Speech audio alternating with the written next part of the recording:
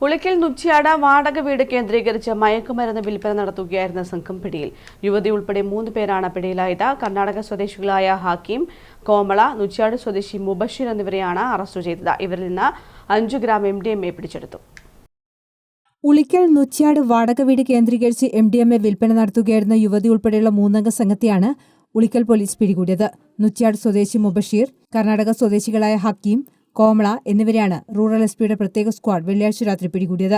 ഇവരിൽ നിന്നും 5 ഗ്രാം MDMAയും പിടിച്ചെടുത്തു.